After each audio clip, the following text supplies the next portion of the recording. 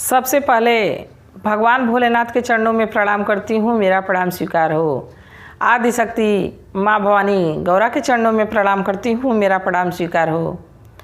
सभी देवी देवताओं के चरणों में प्रणाम करती हूँ, मेरा प्रणाम स्वीकार हो। आप सभी गुरु भाई गुरु बहनों के चरणों में प्रणाम करती हूँ, मेरा प्रणाम स्वीकार हो।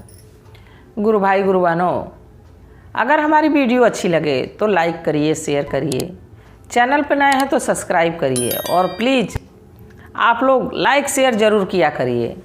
आप लोग लाइक शेयर करते नहीं हैं ताकि हमारी कहानी सभी गुरु भाई सभी गुरु बहनों तक पहुंच सके, इसलिए प्लीज़ आप लोग लाइक शेयर ज़रूर किया करिए। और गुरु भाई गुरु बहनों, कमेंट में महादेव का नाम ज़रूर लिखिए। महादेव का नाम लिखने से, बोलने से सारे कष्ट दूर हो जाते हैं, सारी समस्या जो हमारे जीवन में परेशानियां आती हैं वो कट जाती हैं। तो महादेव का नाम ज़रूर लिखिए। और आज मैं आपको ऐसी कहानी सुना रही हूँ, इस कहानी से ज़रूर कुछ ना कुछ आपको ज्ञान प्राप्त होगा। कहानी को अंत तक सुनिएगा। एक बार एक तालाब में एक हंस और एक हंसनी रहते थे। एक दिन हंस हंसनी को समझाने लगा कि देखो, जीवन में बहुत से उतार चढ़ाव आते हैं, बाकी जो व्यक्ति धैर्य से, जो व्यक्ति अगर जो बढ़िया से अपना जीवन काटना चाहता है तो धैर्य से अपना समय काटता है। और कोई कोई व्यक्ति ऐसा दुष्ट विचार कराता है, ऐसा दुराचारी विचार कराता है, वो पाप पे पाप करते जाता है और उसको सज़ा नहीं मिल पाती है इस लोक में, बाकी उस लोक में ज़रूर सज़ा मिलेगी। इस लोक में साक्ष्य की वजह से, प्रमाण की वजह से वो बच जाता है। और उसी को देख के कुछ लोग सोचते हैं कि वो ऐसा काम किया तो क्यों नहीं हम भी ऐसा काम करें। तो किसी का देख के कि हाँ वो ऐसे कर रहा है तो वो आगे बढ़ रहा है, ऐसा कदापि ना सोचें। पहले उस बारे में सोचें और समझें तब कोई कार्य करें। हंस हंसनी को कहानी सुनाने लगा कि एक बड़ा निर्धन व्यक्ति था। उसके पास खाने के लिए कुछ नहीं था, रहने के लिए एक टूटी फूटी झोपड़ी थी। वो मेहनत मजदूरी कितना ही करता, बाकी इतना ही कमा पाता था कि खाता और ख़त्म हो जाता। फिर अगले दिन के लिए फिर काम करना ही पड़ता था। अब एक बार पानी पड़ने लगा, कई दिनों तक काम पे नहीं जा पाया। अब उसके घर में कुछ नहीं था खाने के लिए। अब बड़ा परेशान गया तो कुछ टूटी फूटी जो है कि मिट्टी का बर्तन रखा हुआ था, हांडी रखी हुई थी मिट्टी का। तो उसमें देखने लगा कि कुछ है कि नहीं। एक फूटी हुई हांडी में थोड़ा सा चावल दिखा। तो देखिए गुरु भाई गुरु बहनों, कुछ लोग होते हैं कि जो गरीब रहते हैं तो कुछ अगर जो थोड़े उससे अमीर रहते हैं, थोड़े ठीक ठाक से जीवन जीने वाले रहते हैं, वो जो व्यक्ति निर्धन रहता है उसको हीन भावना से देखते हैं। ऐसा भी नहीं करना चाहिए। कोई व्यक्ति अगर जो निर्धन है, उसको रहने खाने की व्यवस्था नहीं है, तो हमसे हो सके तो मदद कर देनी चाहिए। बाकी उस पर हंसना नहीं चाहिए, उसकी खिल्ली नहीं उड़ाना चाहिए। उसको गलत राह पे सबकी खिल्ली भी लेके जा सकती है। तो सारे लोग उसका मजाक बनाते थे, सारे लोग खिल्ली उड़ाते थे कि बिल्कुल निर्धन है, किसी काम का नहीं है, इससे संपर्क नहीं रखना चाहिए। अब वो अपने जीवन से एकदम उब गया था।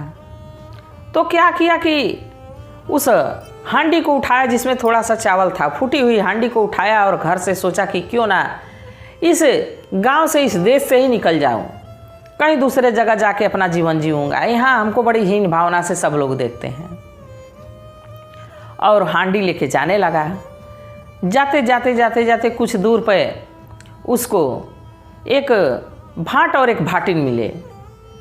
भाट अपना, जैसे आप लोग देखेंगे हमारे शब्दों में, हमारे यहाँ उसको गोड़ कहते हैं, जो दाना भूजा बेचते हैं, दाना भूजा भूज के और बेचते हैं, उसको हमारे यहाँ गोड़ कहते हैं।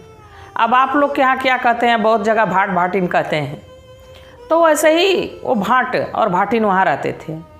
तो भाट तो कहीं गया था, बाकी भाटिन थी वहाँ। तो भाटिन को देखा तो भाटिन बड़ी सीधी सादी दिखी। तो उसके दरवाजे उसको भूख प्यास लगी थी, उस व्यक्ति को रुक गया और भाटिन से कहा कि वो भाटिन उस समय उसकी गैया थी, गैया का दूध निकाल रही थी। तो वो व्यक्ति देखा तो भाटिन के नज़दीक गया और कहा कि थोड़ा सा अगर जो आप दूध दे देती तो मैं चावल लिया हूँ, इसकी खीर पक जाती और थोड़ा सा मैं खा लेता। तो बेचारी सोची कि लग रहा है कि बड़ा दुखी व्यक्ति लग रहा है, एक फूटी हुई हांडी लिया है, इसमें थोड़ा सा चावल दिख रहा है, अच्छा चलो दूध दे देते हैं। तो भाटिन कही कि ठीक है भैया, मैं आपको दूध दे दूँगी। तो व्यक्ति कहा कि ऐसा है कि दूध तो आप दे ही रही हैं, इसको पका भी देती तो बड़ा अच्छा रहता, मैं बड़ा थक गया हूँ, मैं अभी थोड़ी बाहर शौच वौच करके घूम के आता हूँ, तब तक आप बना दीजिए। तो भाटिन बेचारी बड़ी सरल स्वभाव की थी, क्या की कही कि ठीक है आप जाइए, मैं बना देती हूँ। अब उसमें दूध डाली और दूध डाल के खीर पकाने लगी।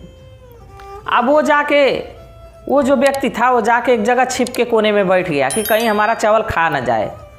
इतने में उसका भाटिन का एक छोटा बेटा आया और कहने लगा कि माँ 2 चम्मच हमको खीर दे देती।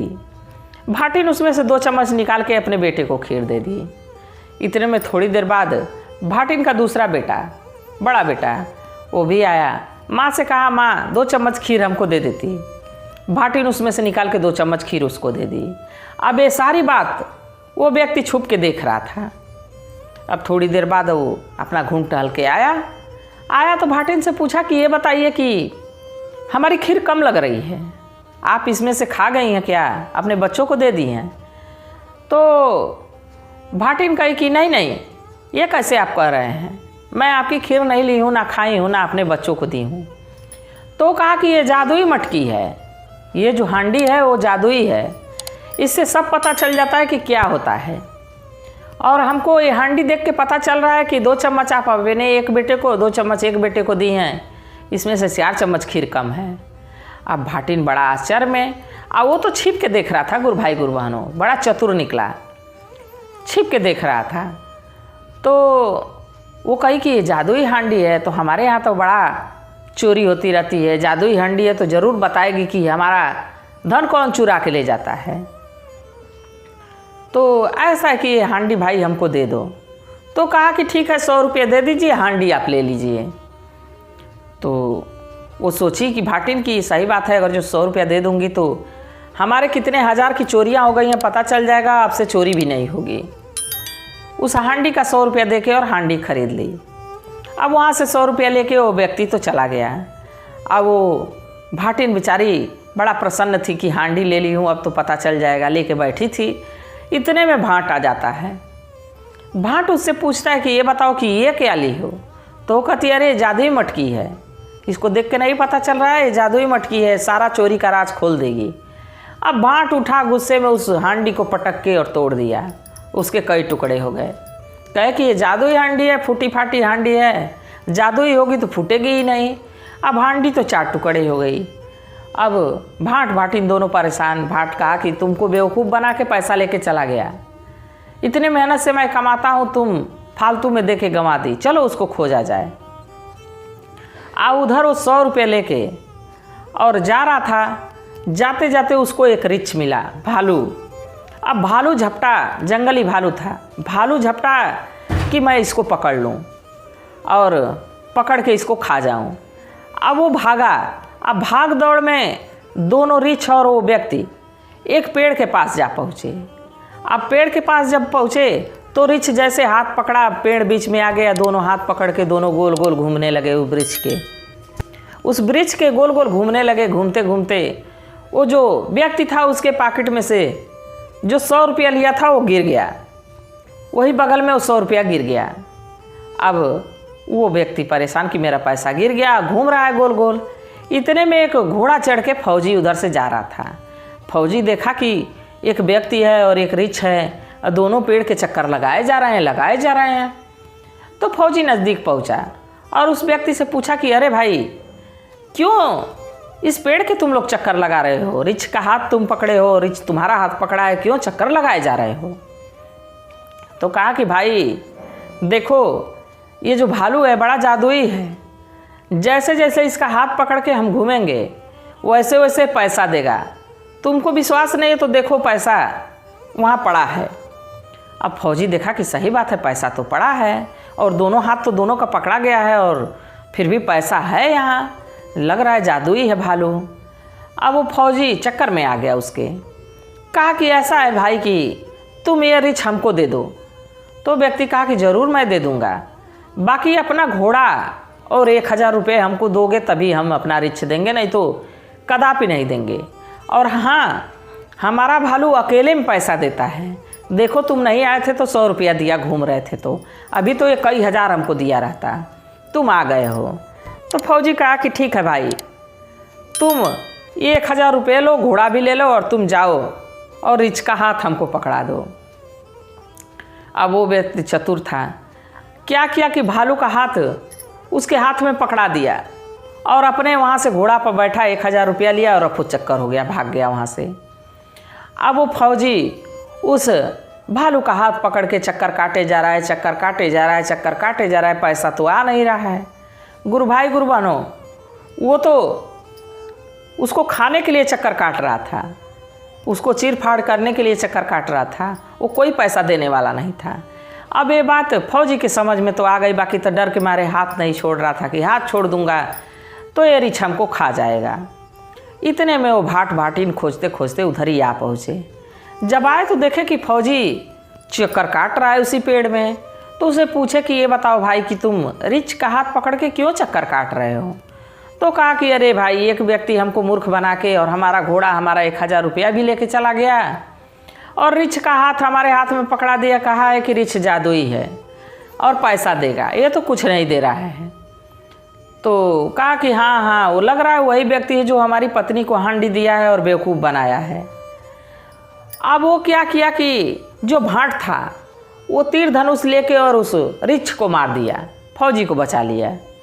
अब भाट भाटिन और वो फौजी ये तीनों अब निकल गए उसको खोजने कि चलो खोजा जाए, अपना पैसा उससे वापस लिया जाए। अब उधर वो घोड़ा दौड़ाते दौड़ाते एक नगर में जा पहुंचा। उस नगर में वो एक तवाइफ के कोठे पे जा पहुंचा। जब तवाइफ के कोठे पे गया तो तवाइफ वहाँ पे थी। उससे कहा कि देखो, हमारा घोड़ा, मैं रात भर तुम्हारे यहाँ विश्राम करूँगा, हमारा घोड़ा कहीं सुरक्षित स्थान पे बांधा जाए और 2 किलो चना लाया जाए। तो तवाइफ बड़ा प्रसन्न हुई और 2 किलो चना मंगवाई और चना को घोड़े को खिला दिया।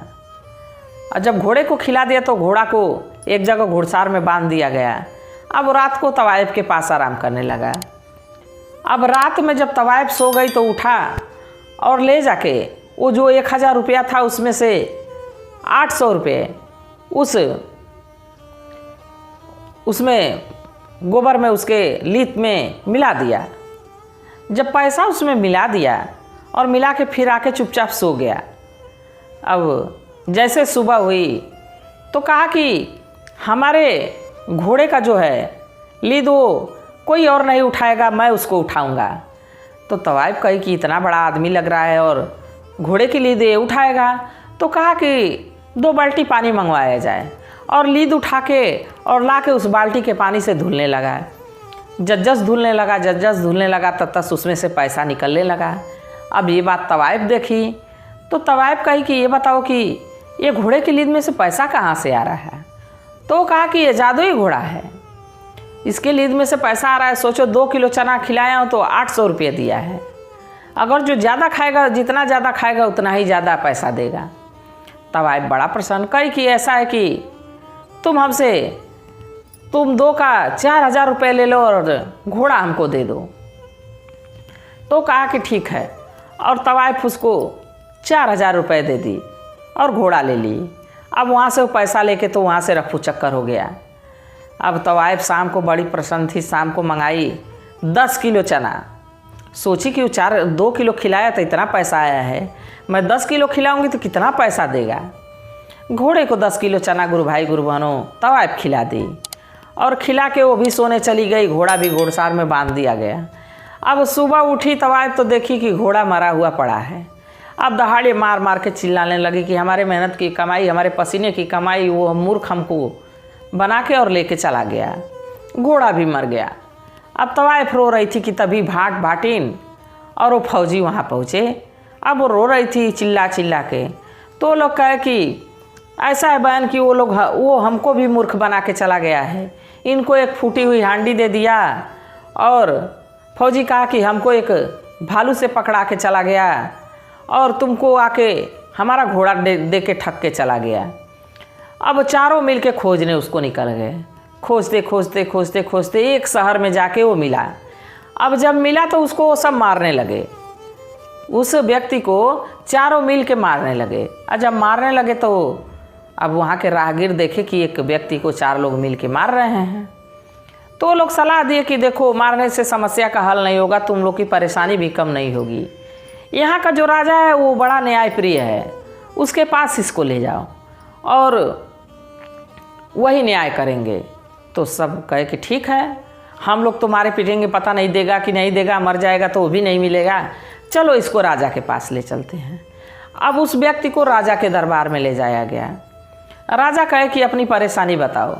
तो भाटिन कहे कि हमसे 100 रुपया ये लिए हैं और अपनी फूटी हुई हांडी हमको जादुई बता के दिए हैं। तो राजा कहे कि ठीक है, तुम बताओ कि तुम इन लोग का पैसा वापस कर दो। तो वो व्यक्ति कहा कि ठीक है, मैं पैसा वापस इसी शर्त पे करूँगा कि हमारी हांडी ये लोग वापस लौटा दें। राजा कहे कि इसकी हांडी दे दो। तो भाटिन कहे कि हांडी तो मैं फोड़ दिया। तो राजा कहे कि जैसे हांडी फोड़ दी अब तुम भी फूट लो। उसको वहाँ से हटा दिए। अब फौजी की बात आई। फौजी से पूछा गया कि तुम्हारी क्या बात है। फौजी कहा कि ये आया और ये रिछ का हाथ पकड़ के पेड़ में गोल गोल घूम रहा था और कहा कि ये रिछ जादुई है और पैसा देगा।